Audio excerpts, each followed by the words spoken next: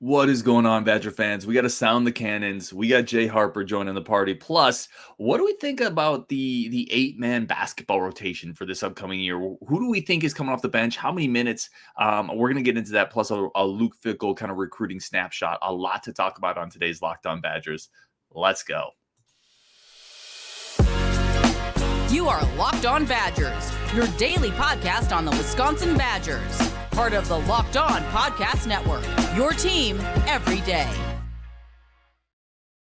What is going on, Badger fans? Welcome to another episode of Locked On Badgers. Try to get you your team every single day. Really do appreciate everybody tuning in as always.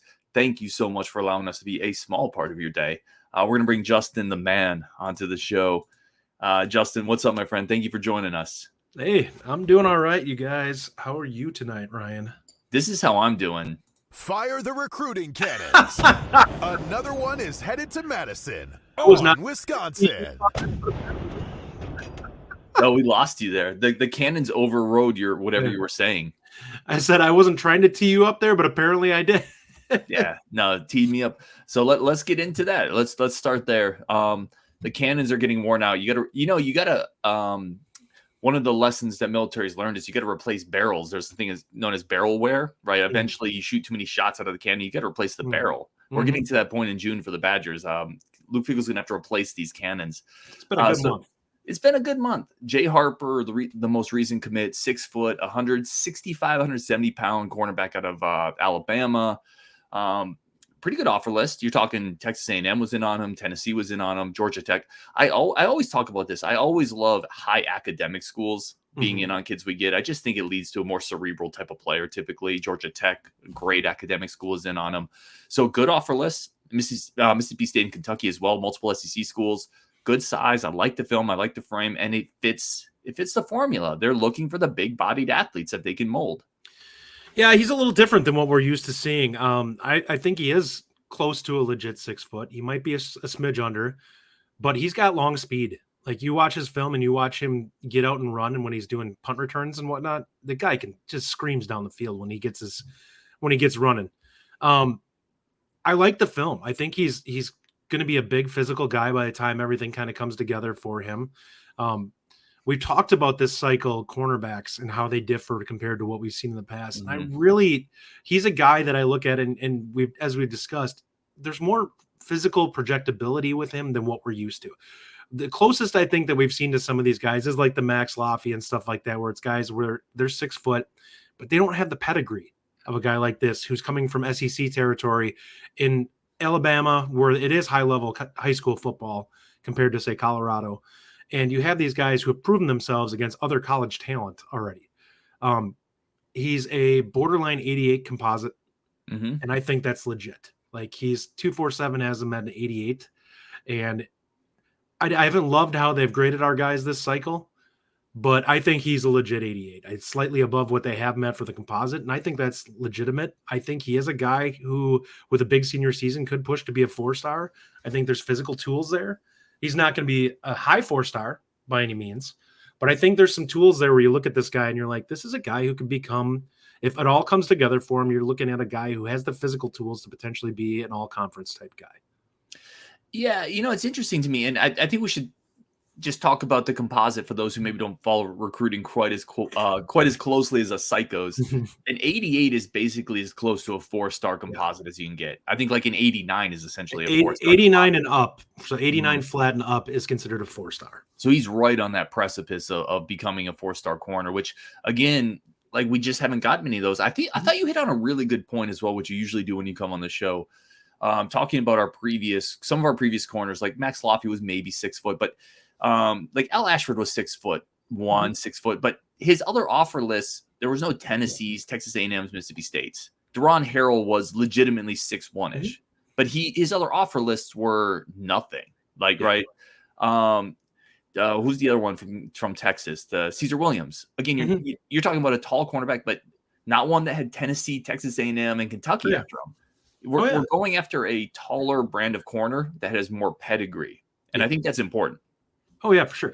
Well, that's the big thing. If you kind of look at this Luke Fickell cycle, some of the offer lists of the guys that we're bringing in, they have some big time offers and a lot of them. And it's not something we're used to seeing with cornerbacks that we bring in. You're not used to seeing a Tennessee, a Penn State, Texas A&M. Yeah, Texas A&M, That's a big Florida offer for some of the guys we've had on there. It's like these are big time offers. Like whether they're committable or not, they were put out by these schools, which means that they were in the group with what they were looking at. They were close enough that they felt like it was a guy that they need to put an offer out, whether they had guys higher on their board or not. That if it push came to shove, they were okay with that guy. I like Harper's film a lot. I think that he was a plus guy, and I think we really like how the corner room is starting to come together with the group that they're bringing in. There's not really anybody I look at who we were looking at that I'm like, I don't know about that guy. They all have things that you like about them, and if they, they project. The most raw out of the group is probably Irvin. I think Harper is probably a little bit more refined than him, and I think that he's got a little bit more projectability in terms of speed. But yeah, there's not really anybody I look at out of the group that they're targeting that are high on their board that I'm like, I don't know, man. This guy, he's really going to need things to come together. And we've seen that in the past where we kind of looked at guys that Wisconsin grabbed, and you're like, some of the physicality, like he's a little undersized. He's got some nice technique, but he's not super fast, and he's not a guy who's like a freak athlete where he's going to go out there and be swatting away jump balls and things like that. Some of those dudes are on this list. And Harper's one of them. Harper's a guy who I think once he puts 20 pounds of muscle on, he'll be a guy that can get into a bigger wide receiver and disrupt him a little bit. Yeah, these are the guys you need to compete with Ohio State, right? Like we beat that drum on this show all the time, but it's true. You need bigger, stronger athletes on. Like, thank you, Captain Obvious, but that's the truth. You need those dudes to compete with Ohio State, and you have to compete with Ohio State to win the Big Ten. And you can't keep running out, and I'm going to say a couple names here, and I mean no disrespect because these guys were good, but you can't keep running out Antonio Finellis, guys like that, right? Those we have had too many Steven Smith, right? We've had too many secondaries with really solid but undersized, not super fast guys. You have to get athletes and dudes back there because Ohio State every single year is going to put 4 dudes out wide, 2 on each side, and they're going to say, I dare you to cover us. At some point, you have to take chances with some guys who are athletes that you're like, I can get this guy to the level I need him to be at. And I get where we've played in the past where it's like, let's minimize our risk here and get guys that we know are going to perform to a high floor. And if all comes together, we can get really good defensive line play or linebackers to have a really strong game. And we don't need the corners to go out there and win a game. The difference is we are now getting guys who potentially are the type of athletes that can go out there and win you a game by matching up with someone. And that's not where we were in the past. To me, it's not even about matching up because you're never going to throttle Ohio State's receivers. It's closing that gap a little bit. Exactly. It's about, can you make Ohio State's quarterback, whoever it may be, hold the ball for another half second, right? Can you make it just a little harder? Can you make the jump balls a little more difficult? Yeah. Are the windows just a little bit tighter that they maybe make a mistake because they're a little too anxious or whatever trying to make the play. You're still going to give up 35 to Ohio State, but can you make it a hard 35 where you also force a turnover and they're not cruising at the end of the game? That's the point. I want to talk about Vernon Woodward too in this segment because we're talking cornerbacks, we're talking cornerback recruiting. Vernon Woodward, the 6'1", 6'2" cornerback that committed a couple weeks ago, still taking official visits. He has an official coming up to Illinois. That's on Twitter. Just coming off one to Wake Forest, I believe. I don't want to. So people.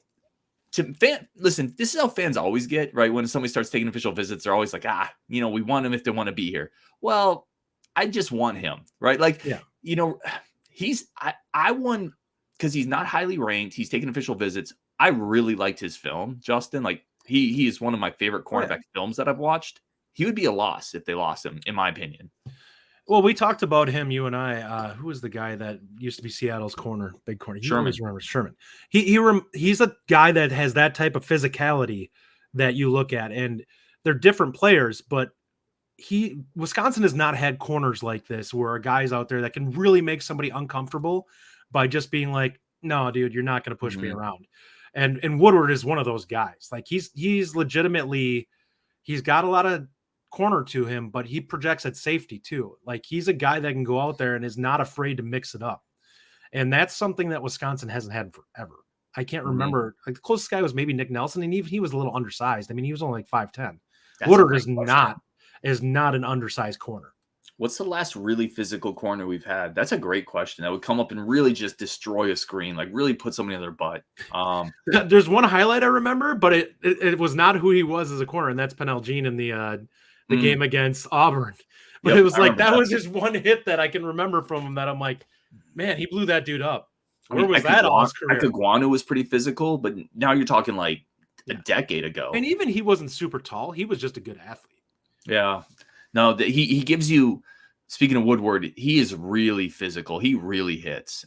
So I do hope the Badgers hold on to him in this class. I'm not going to be one because I spoke really highly of him. I'm not going to be one of those guys that's like, oh, I don't care anymore that he's not here. Like I think that would be a loss to this class. I'll be blunt. He is one of the top 3 guys that they have offers out to.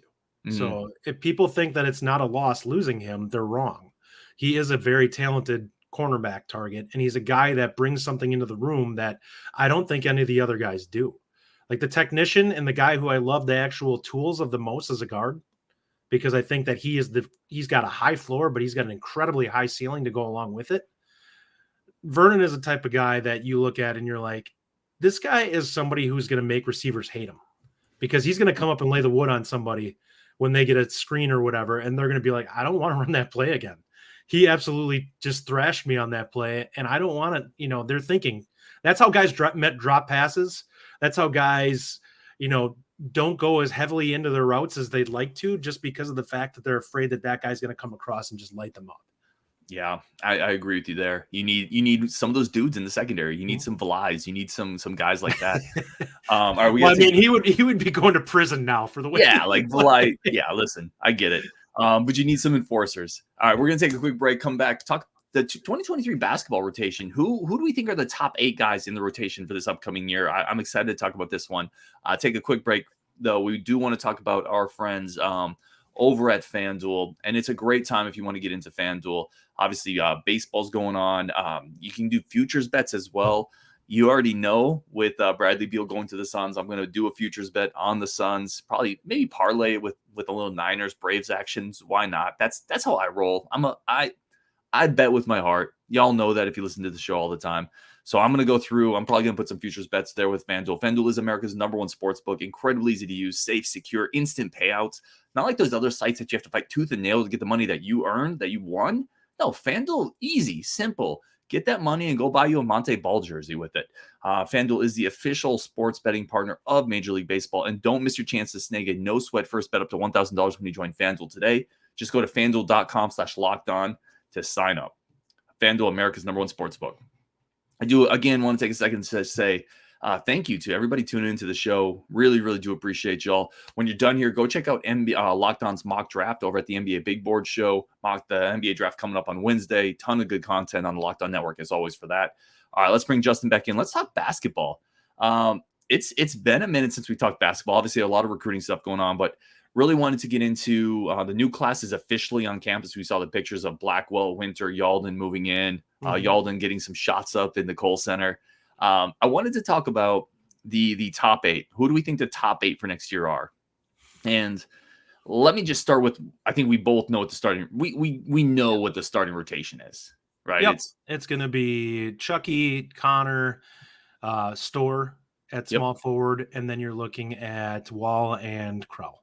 Yep. And I went ahead. So there's 200 minutes in a college basketball game, right? If you add up the five players, eventually your team's going to play 200 minutes total. So I just kind of gave everybody the minutes they got last year, and I penciled in from that starting group. The minutes they got last year. I bumped Connor up to 30 from 27. And then I penciled in Storr for 31. So realistically, it doesn't leave a lot when you figure in Max Klesmit's going to come off the bench and also play like 30 minutes across the 1, 2, and 3. Right? You think he plays that much? Or do you think he'll be in like the 25 range? I think he's going to play almost 30 because I think he's going to be your primary backup 1, your primary 2. And I think he's even going to play a little 3 against small teams. Like I think he's going to play a ton at the 1 and 2 though. Okay. So I think that's fair, and I agree with that. I think he is a guy that you can look at for spot duty at the point, and I actually he provides more value than who was our guy last year? Kamari McGee, yeah. Much more value, unfortunately. So I penciled him actually for 27 minutes, so just under 30, but that leaves you about 18 minutes for the rest of the team. Where do you want to go next on this? I think the primary backup at center is obviously going to be Gus. I think so too. I think he has to be. He's just got the mass. I don't think Winter's quite there physically yet. Winter, if you want to play him at power forward, where where he can stretch out to the perimeter a little bit more, I think he can get away with it. Like I think Winter is going to post a lot more as his career goes on, but I think he's skilled and athletic enough that you can play him on the perimeter and have him come down off the dribble and attack the rim and do some things that way.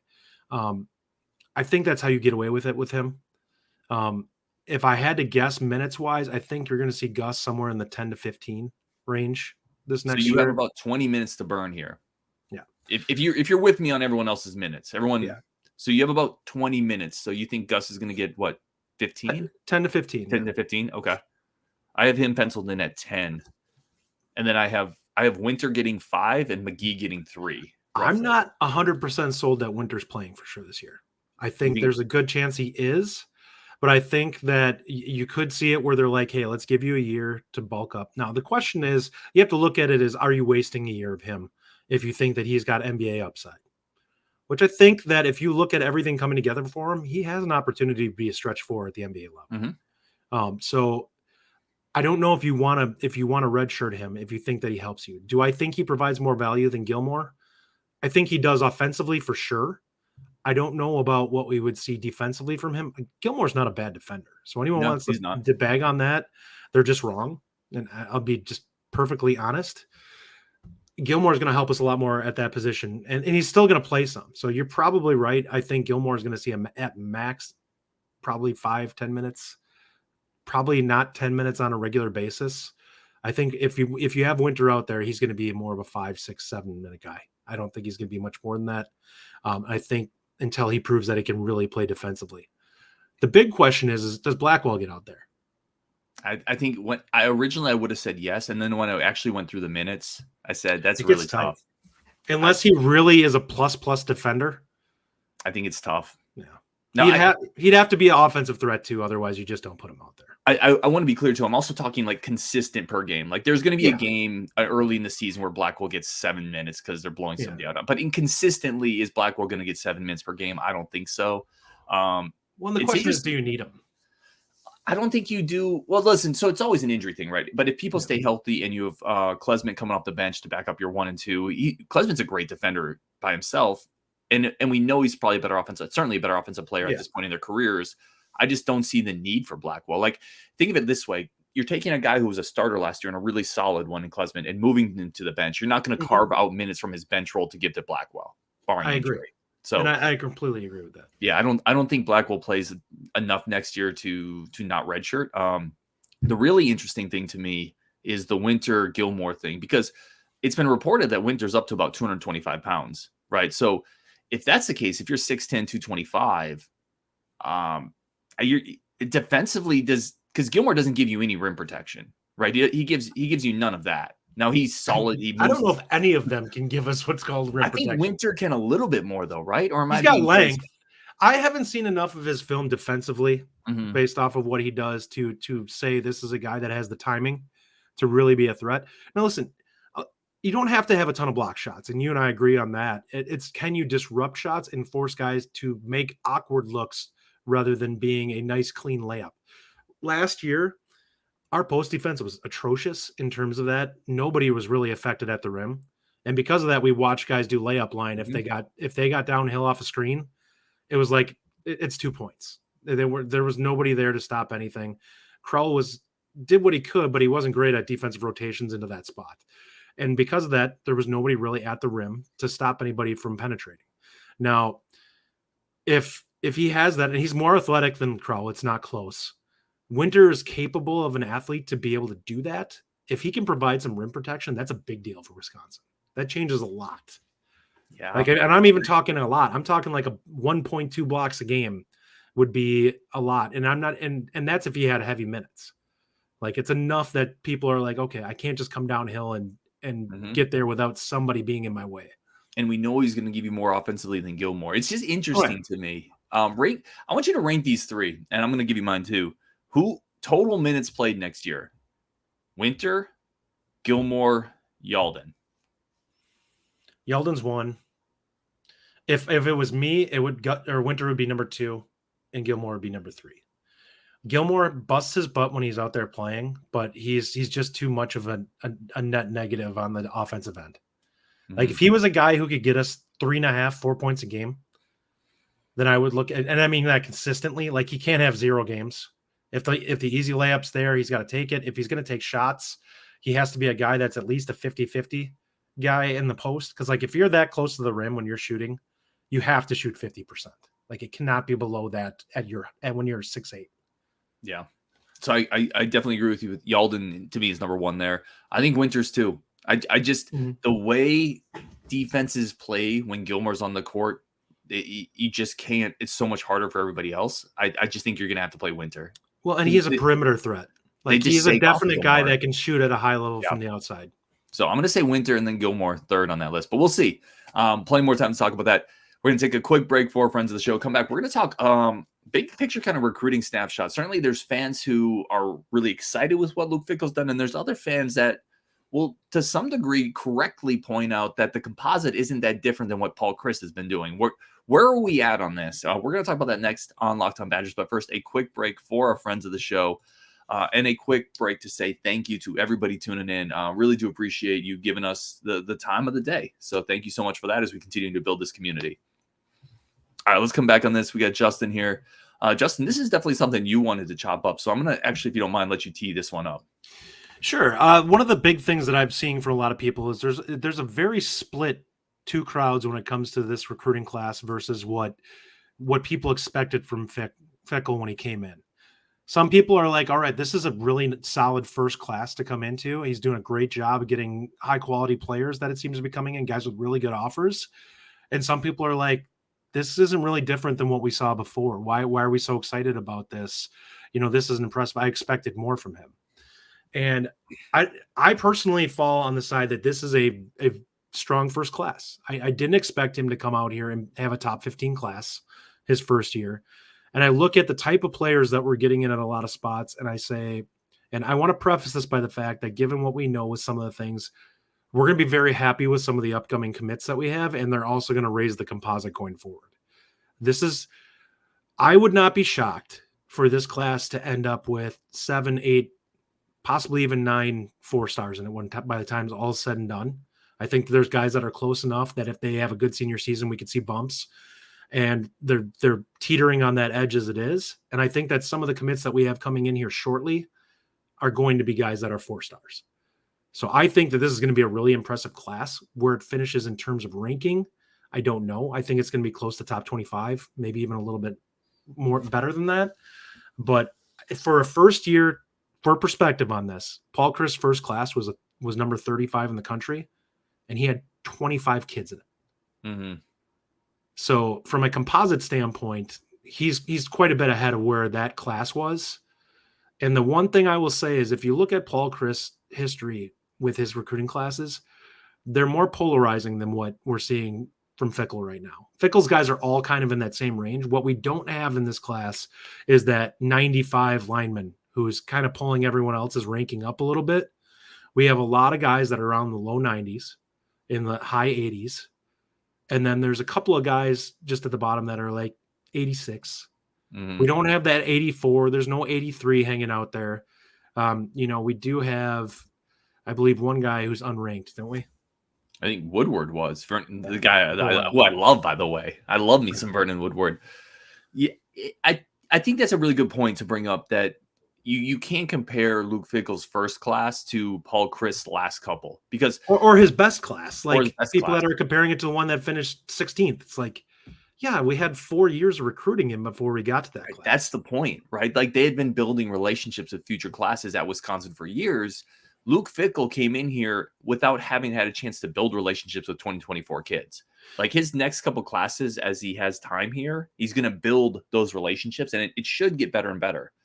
So I agree with you there. I think it's not incredibly fair to compare it to because if you look at the last couple Paul Chrys classes, the composite on those is very similar to what we have now. But that's also after Chrys had been here for a long time building up those relationships. His first class didn't match up to this. It was like an 85.5, I think, something like that. Yeah, and we're I think an 87. Now, the other thing I think that's important, and you hit on this, is what Paul Chrys tended to do was, and that staff, not just Paul Chris, they really loaded up on 4-star offensive linemen. We talked about, we got a ton of them on the roster. They're still here, right? Mm-hmm. But the diversity in quality of commitments wasn't there. Like we didn't have great receivers, cornerbacks.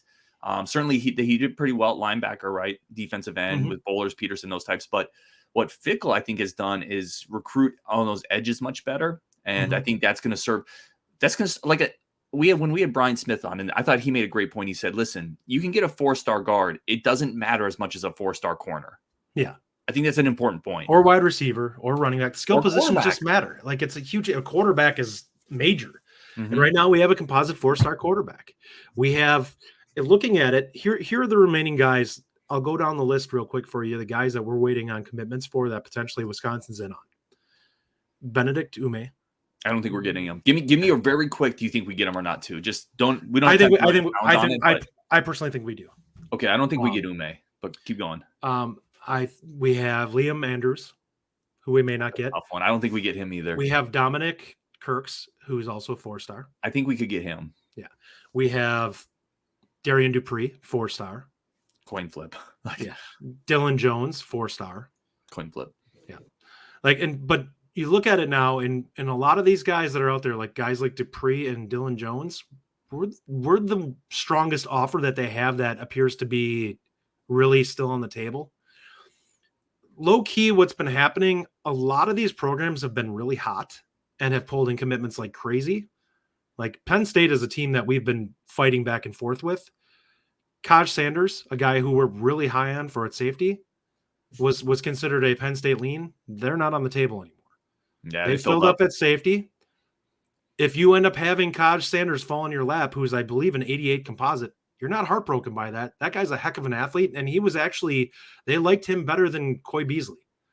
And you can look at ranking all you want, but if the staff looks at him as higher on their board and one's an 88 and one's a 91, you and I both agree it's kind of, that's close enough that it's kind of like, it really depends on what you want to use a guy for. If you had to make a prediction, how many 4-stars does this class end up with? Because I know you kind of gave a range a second ago, but what do you actually think we end up with? If what I think will play out does, I think we have a chance to have like 8. Do you think so? Where do you think it ends? I think it ends at 8 because I think there's a better than solid chance that Jensen ends up turning into a 4-star offensive lineman. I think that there's a very good chance that a guy like Harper could end up jumping into that. He's not far off now. Mm-hmm. We have Kerrion Barry Johnson, who is a 4-star already on one site. We know he's going to bump at 247. We just don't know to what, which could put him very close. I believe he's an 87 now. And if he gets a 3-point bump on 247, that's going to make him really close to a composite 4-star. We have, looking at it, I think the Kamir Prescott has a chance to potentially be one of those guys that could rise. And you talk with Brian, who's really high on him and thinks he's a 4-star type player. Mm-hmm. I think we get Dupree, who's a 4-star. Agard's out there. Yeah. I think that, Agard's out there. There's another. So that's 5 right there. You have a guy or two rise internally that's on that team already. I think Booker's got a real chance at being one of those guys. If he has a good senior season, the physical tools are there on him. So there's a lot of players that I look at on this list. And this is where I said the difference between the Paul Chris class. There weren't a ton of guys that we look at on those that you're like, oh, these guys are all borderline.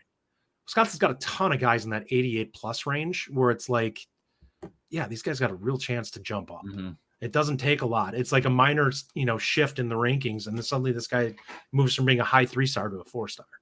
So I think I have a good feel with where you're at. I'm generally in that spot too. I think this is shaping up to be a really solid class for Fickell year one. I don't love the in-state recruiting. Like I've said, I don't. I think it's probably a 1-year blip, but I know there's some talk about it doesn't really matter. In-state recruiting does matter. Yeah, it does matter. You do never want to alienate your hometown school because there could be years where there's a guy who's just a lock that if you mess this up with the coaches in the state, Gary Anderson was on his way to doing it. Yeah, he was. Where they're just like, no, dude, I'm not going to sell this kid on you because I don't believe in you. And that's what you're fighting for. It's not necessarily individual players. You're fighting for those schools to look at you and be like, this is a guy who's a winner and that I think can get the best out of you. I think it's a good idea. You actively, seriously consider him. And that's what you're potentially losing if you mess this up. Now, I agree with you. I think it's a blip. I think that there's some things that if they had to do it again, that they probably would look at it differently. I think what they failed to realize is just how much loyalty is involved in Wisconsin when it comes to recruiting. And I think a lot of the kids want that, like, hey, you're one of ours. We want you. And you need to really push that, because I think that is how it's viewed here. Mm-hmm. Like, people, it's viewed as a massive opportunity to play for the hometown team. And I think when you're at Cincinnati, it's a little different because you're not the number one team in the state. So it's viewed differently than it is. So it's just a different culture, like in terms of recruiting, the way you have to look at it compared to where they were before. And I think that caught them off guard, how much that changed. Yeah. But yeah, go ahead. I was just going to say, there is a good counterpoint to it where it doesn't matter. As long as you're getting good players, doesn't matter. And the answer is no, it doesn't. But it gets harder to continually get blue chip talent out of state. If there's blue chip talent in state, it's generally easier to get that. That's why it matters. Mm-hmm. You also find, to your point, those relationships help you find, unheralded gems in state that you're not going to find those dudes out of state. Yep.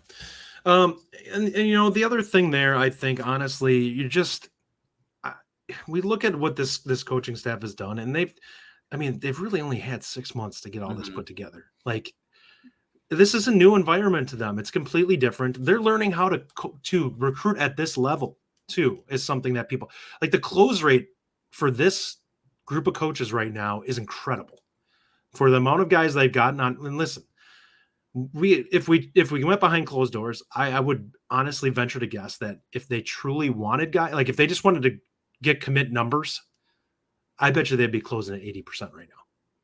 I bet you almost everybody that set foot on campus for an official visit, minus some of the top end guys who really have some of those other huge schools after them, are going to be, those are the guys that would be still sitting out there, but virtually everyone else would have closed. Yeah, they've done. I think it's been a good job, man. Like year one, new areas, new relationships, new board, not having a ton of relationships established. To be trending towards a top 25 class when it's all said and done, which is something that Wisconsin has consistently not done. To do that in the first year, I think is pretty impressive. Well, and to hit on the areas that, quite frankly, have given us a lot of trouble. Now, they better land some defensive linemen. I'll say that. That still has to happen here. But they did get Jamel Howard last cycle, which is a huge win as well. So out of curiosity, I know we're finishing up here. How many composite 4-stars do you think were on that team with our top ranked class? The one that finished 16th? Yep. I would say 7. Let me count it up here. 1, 2, 3, 4. We had 9. 9. Okay. So if we end up finishing at 7 or 8, and people are kind of like, and I look at that, and you and I look at that, and we've been following Badger recruiting for a very long time. Good. That's like probably second most 4-stars that we've had in the time that I can remember. That's a really good class. Yeah. All right, let's wrap it up there. We're at 33 minutes. Do really appreciate everybody tuning in. Justin, as always, on Wisconsin. We'll talk again tomorrow for sure. We got Brian Smith coming up later this week. We still have a really fun basketball show. It's kind of a collaborative thing. We're looking and working on a date to get out there. So a lot of great content coming up as always on Wisconsin, and we'll talk later.